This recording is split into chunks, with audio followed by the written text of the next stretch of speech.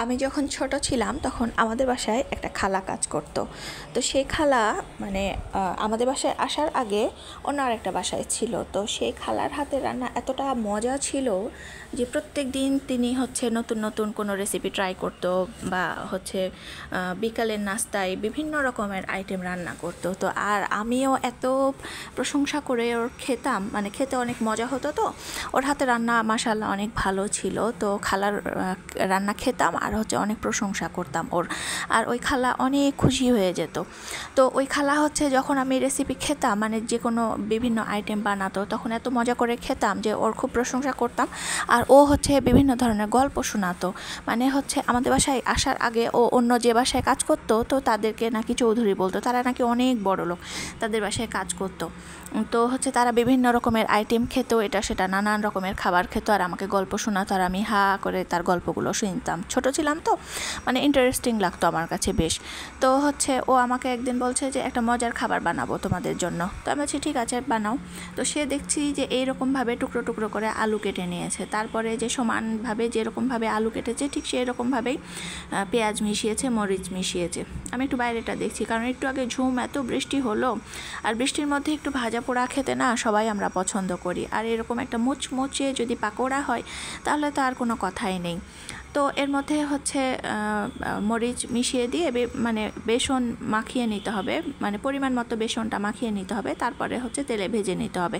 তো যাই হোক, যে খালার কথা বলছি অনেক মিস করি আমি তাকে, কারণ ছোটোবেলায় সে খালার সাথে আমার অনেক স্মৃতি জড়িয়ে আছে। আমাদের বাসায় সে অনেক দিন ছিল আর বিভিন্ন রকমের হচ্ছে সে চৌধুরী বাড়ির গল্প শোনাতো সে খালা। এই জন্য আমিও হা করে শুনতাম, ছোট ছিলাম তো। হচ্ছে এক এক দিন এক এক রকমের খাবার বানাতো। তো আমিও তার মতো করে আজকে হচ্ছে পাকোড়া বানানোর ট্রাই করছি। মানে অনেক মাঝে মাঝে মাঝে আমার মনে হয় যে ও আমাকে এটা বানিয়ে খাওয়াতো, ওটা বানিয়ে খাওয়াতো, বিভিন্ন রকমের রেসিপি ট্রাই করতো। তখন যদি মানে এখনকার মতো জ্ঞান থাকতো তাহলে তার কাছ থেকে অনেক রান্নাই হয়তো আমার শেখা হয়ে যেত। কিন্তু তখন ছোট ছিলাম তো, ওরকম রান্না বান্নার প্রতি অতটা মানে ইন্টারেস্ট ছিল না। তো যাই হোক, ও শুধু বানিয়ে বানিয়ে দিত আর আমি শুধু খেতাম। এখানে হচ্ছে আমি বেসন মাখিয়ে নিয়েছি আর লবণ মরিচ হলুদ যা দেওয়া লাগে সব, একটু মশলা একটু জিরার গুঁড়া দিয়ে মাখিয়ে যে এখন মুচমুচে করে ভেজে নেব। এটা কিন্তু দেখতে খুবই সিম্পল মনে হচ্ছে, কিন্তু খেতে কিন্তু অসাধারণ। এই বৃষ্টি, বাইরে বৃষ্টি, ওয়েদার ঠান্ডা, এরকম আবহাওয়াতে একটু পাকোড়া, মুচমুচে পাকোড়া, এসব ভাজা পোড়া যারা পছন্দ করেন তারা এইভাবে সিম্পল একটা রেসিপি ট্রাই করে দেখবেন, আশা করি আপনাদের ভালো লাগবে। তা আমি মাঝে মাঝে, মানে বাচ্চারা হচ্ছে আপনার ফ্রেঞ্চ ফ্রাই খেতে পছন্দ করে, তো ফ্রেঞ্চ ফ্রাইয়ের মতোই মানে বাইরের আলুটা ক্রিস্পি ক্রিস্পি হয়ে থাকবে আর ভেতরের আলুটা একটু নরম হয়ে থাকবে, খেতে কিন্তু খুবই মজা। তো এই জন্য আজকে আমার মেয়ে আলু কাটা দেখলেই হচ্ছে সে মনে করে যে আমি ফ্রেঞ্চ ফ্রাই বানাচ্ছি। তো ও দৌড়ে দৌড়ে আমাকে দেখতে আসছে যে আম্মু তুমি কি ফ্রেঞ্চ ফ্রাই বানাচ্ছ। তো যখন আমি এরকম বড়ার মতো করে দেওয়া শুরু করেছি তখন সে হতাশ হয়ে গেছে, বলছে আম্মু তুমি বড়া বানাচ্ছ কেন। আমি তো ভাবলাম যে তুমি হয়তো ফ্রেঞ্চ ফ্রাই বানাচ্ছ। তো যাই হোক না কেন, যারা হচ্ছে ভিডিও করবেন আর রান্না করবেন তারা একটু সাবধানে কাজ করবেন, কারণ এই বড়া বানাতে গিয়ে আমার একটা অ্যাক্সিডেন্ট ঘটে গেছিলো।